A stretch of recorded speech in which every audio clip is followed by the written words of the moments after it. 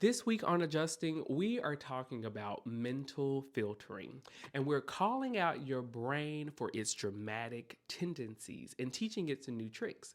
I'm your host, Justin, and this episode is for anyone with a PhD in worst case scenarios. So, if you're a parent who is convinced that you're ruining your child, or a person who thinks they're going to die along with your 7 cats, or that professional who is still ruminating over every well, I think from yesterday's meeting, I see you. I get you.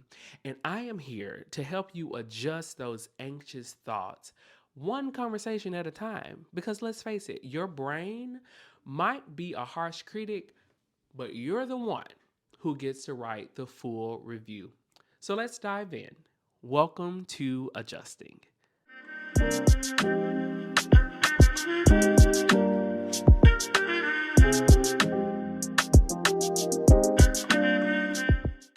And we're back with another episode of Adjusting Podcast with your host, Justin G. Nelson.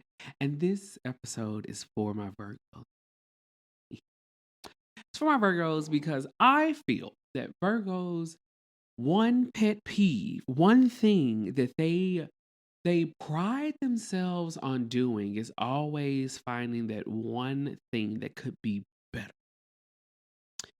No matter what you do, they always think there is one thing that could be better. So, this episode is about the cognitive distortion of mental filtering. You're welcome. Great. So, hi again, welcome back. As you know, I have my Substack channel where you can go and get more in depth information or content about the episodes. I try to keep them at 30 minutes. Sometimes I can run over, but if I omit something and you're like, I want more information, go to the Substack channel. The link is in the caption below or the description section, depending on what platform you're reading this on or you're listening to this on. I've been reading so many books. But thank you again for tuning in. If you're new here, hi, I'm Justin. And I started this platform as a way to extend and share with others what I'm learning in therapy.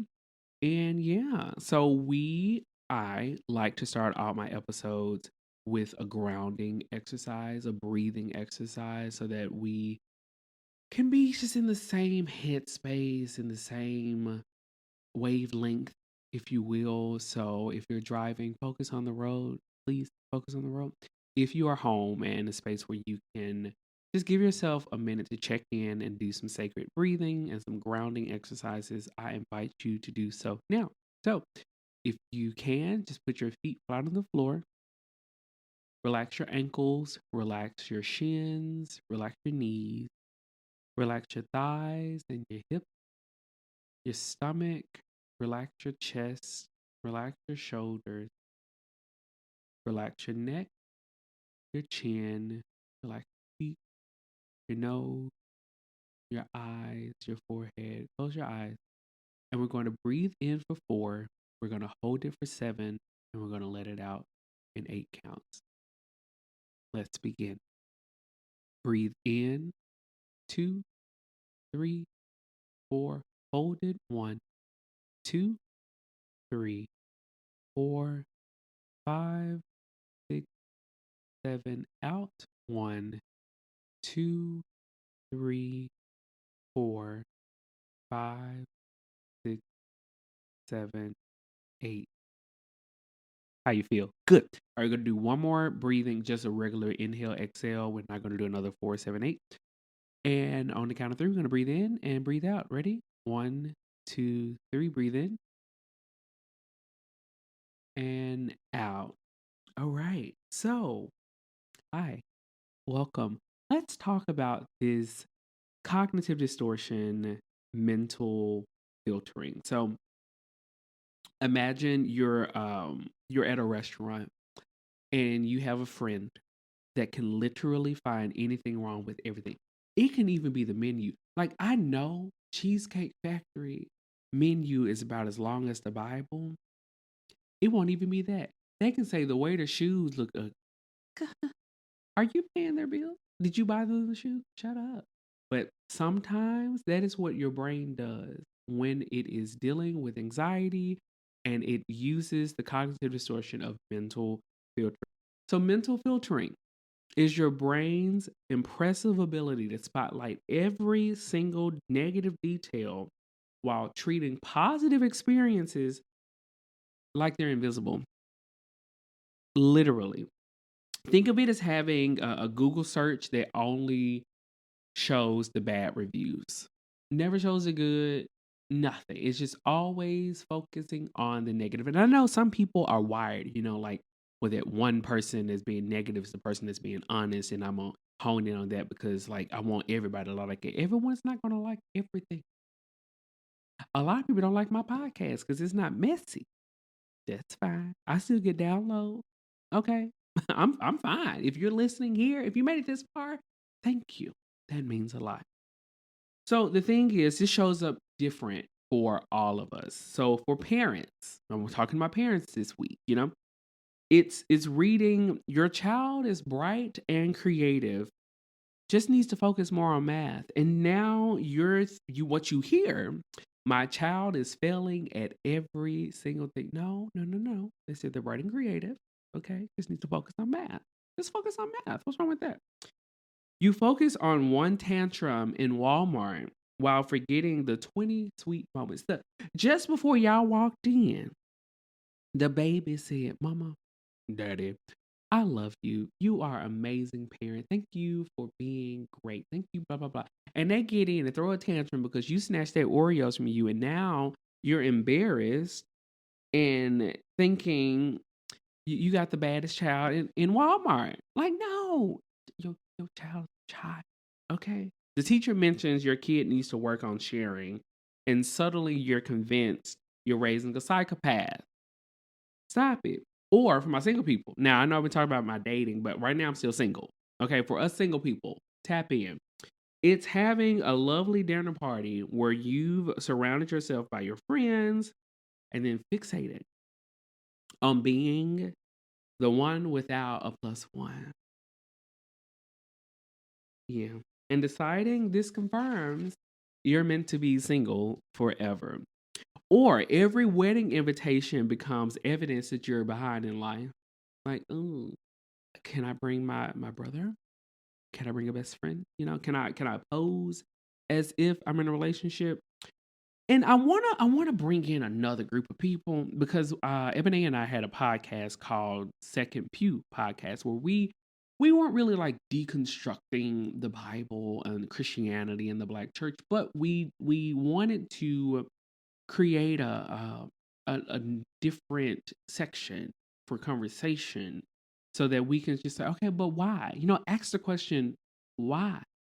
Because I saw a post on Threads about people with neurodivergent or like neurospicy that sometimes when we ask a follow up question, it's not that we are questioning your judgment.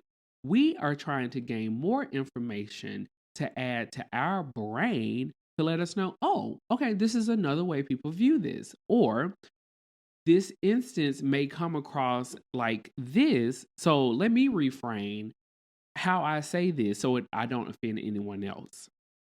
It's not always being combative, but some people don't like to be questioned or pushed or judged or criticized in public, let alone in general.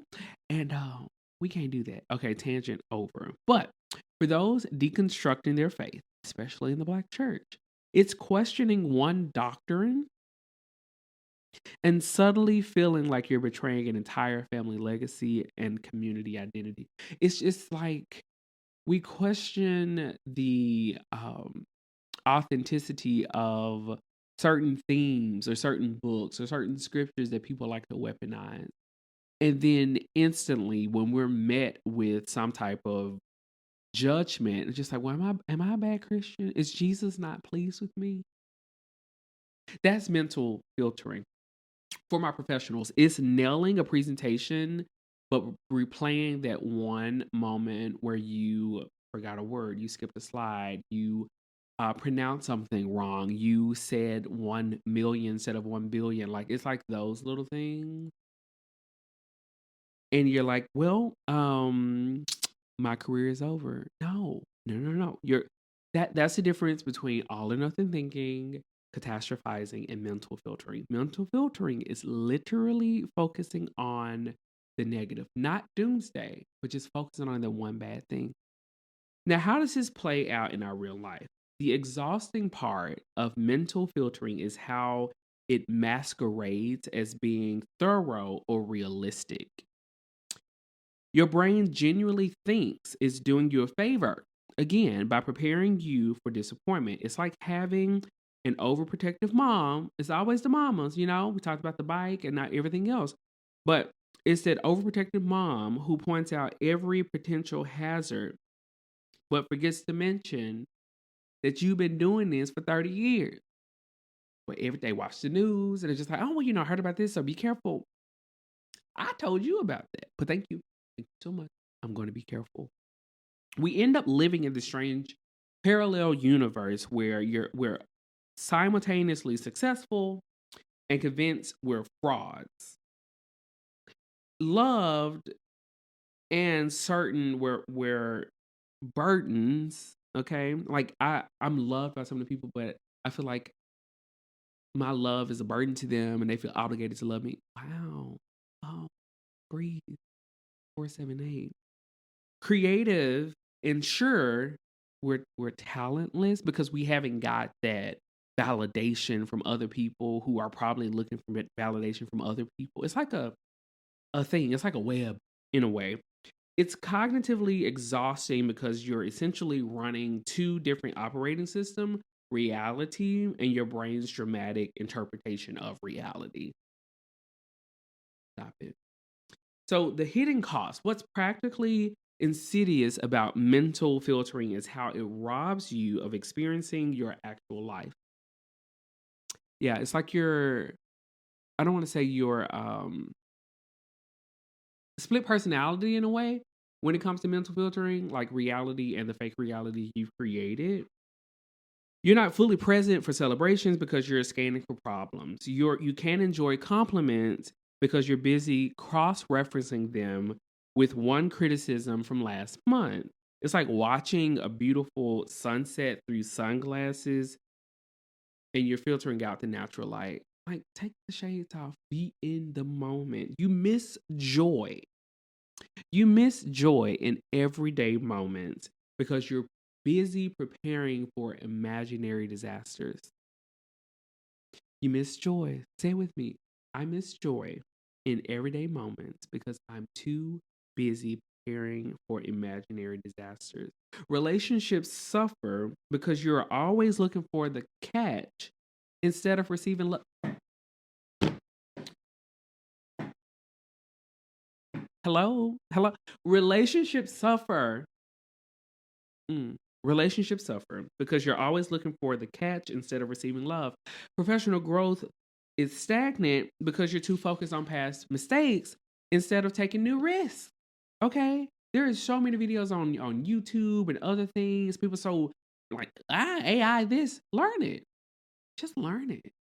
Learn it. See how you can get ahead of it. See how you can use it and boom. Done. But now you still stuck on Microsoft 99 talking about, I messed up Excel and the formula was wrong. Okay. And your confidence erodes because you're giving more weight to random criticism than consistent praise. So let's move on to section 3, adjusting to mental filtering. So here's what your body is trying to tell you when mental filtering kicks in. Okay. Something doesn't feel safe. That's it. Your nervous system is running a background scan looking for threats. And when it finds one negative thing to fixate on, it's like your internal alarm system finally has something to do. So this is how it shows up in your body. You might notice your shoulders creeping up towards your ears, okay? And that familiar tightness in your chest. Your breathing becomes shallow when your brain latches onto one critical comment. Some people get restless. Some people have a loss of appetite. Some people eat too much. Okay, you start craving certain things. You're hyperfixated on a few things here and there. Others experience low-grade anxiety that sits under the surface, like waiting for the other shoe to drop. Mental filtering often lives in your body before you even realize it's happening in your mind. The connection to trauma is crucial to understand because mental filtering isn't just a quirky brain habit, it's a survival system or survival mechanism that served you once but has overstayed its welcome. So how do we fix this? Like how do you adjust the filter? Okay? Like I don't even want to go into the trauma connection, but we're gonna talk about it a little bit. So if you grew up in an environment where you had to constantly scan for emotional danger, maybe criticism was harsh, love was conditional, or chaos was the norm, your brain learned that spotting problems quickly was how you stayed safe. Your nervous system got really good at finding threats, even when there weren't any real ones around. So this goes for people with religious trauma, racial trauma, family of origin wounds, generational trauma, mental filtering can feel like putting on armor every morning. It's almost like code switching for your brain in a way. In a way, your brain learned that the world could be hostile, that people you trusted could disappoint or hurt you. So it appointed itself its chief security officer. How y'all feeling? Okay, because this is a lot. I have some more notes here, but that'll be on Subset. I want to move on to adjusting your relationship with mental filtering. Okay, so let's get honest about the cost. First, let's acknowledge that mental filtering actually costs you more energy than it saves. You're essentially running your brain's processor on max capacity to solve problems that mostly exist in theoretical futures that you've created. Yeah, it's like those browsers are still open, and your computer again is going all playing videos about things that haven't happened yet. So here's one practical shift for your future self. Number one, the evidence collection rebalance. So instead of being a detective who investigates crime, become a journalist who reports the full story. Okay, not just the one bad thing, but give us the beginning to the end. Okay, we don't need the climax. We don't only need the introduction. We need the full story. For every negative thing your brain catalogs, deliberately notice two neutral or positive things. Not toxic positivity, just actual data your brain conveniently ignores.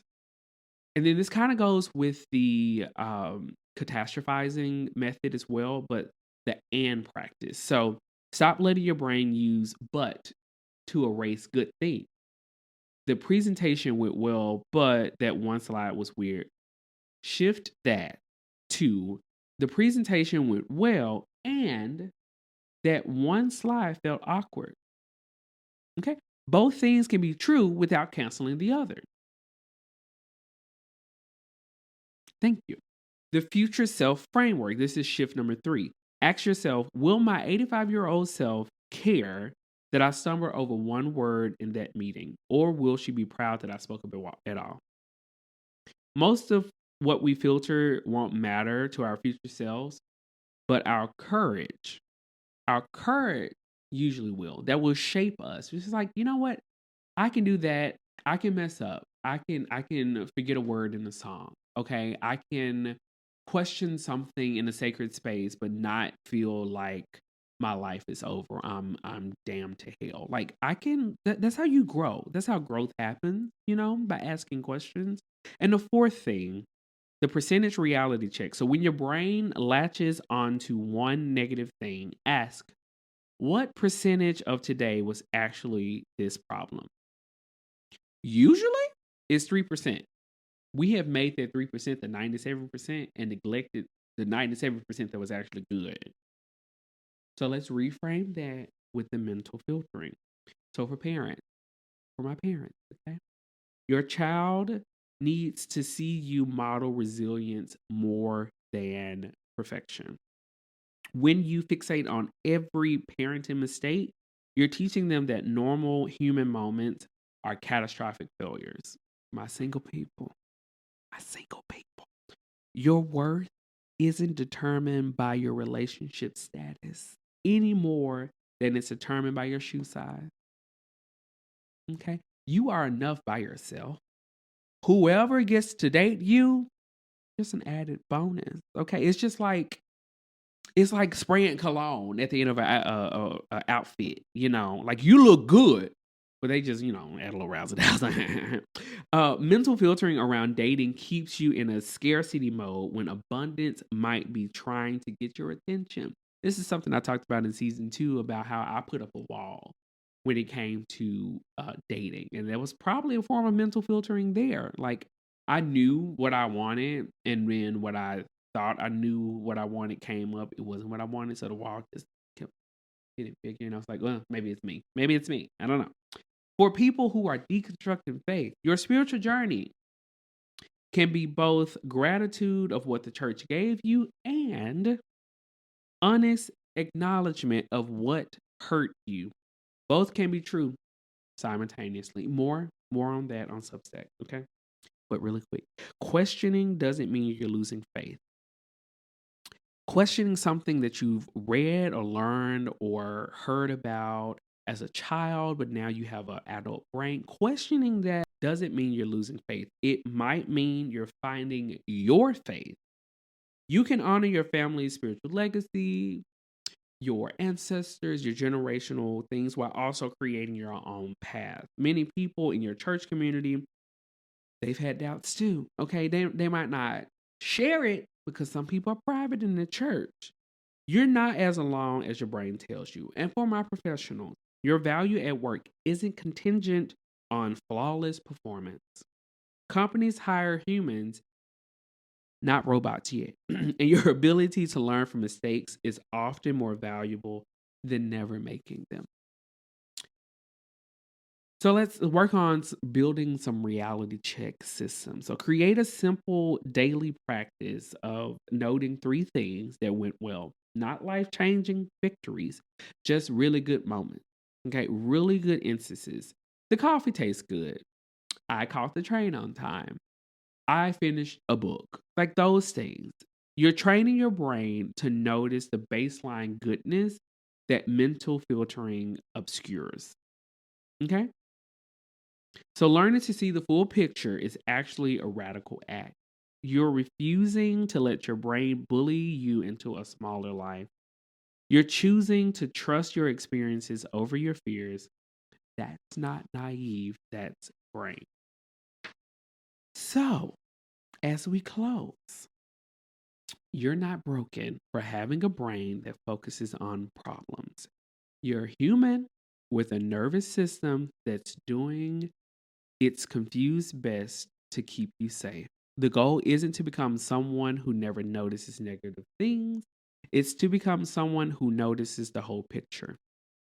Your future self is counting on current you to start seeing the full spectrum of your actual life, not just the edited version that your anxiety wants you to see. So do with that what you want. Okay, listen to this episode as much as you need to, because that's why it's here. And I will see you next time on Adjusting Podcast. Bye-bye.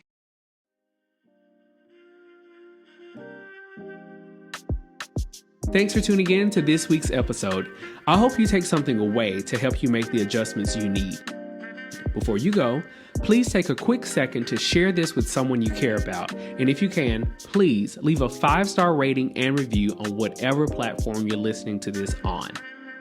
For more information about adjusting or to inquire about being a guest, head over to adjustingpod.com. Until next time.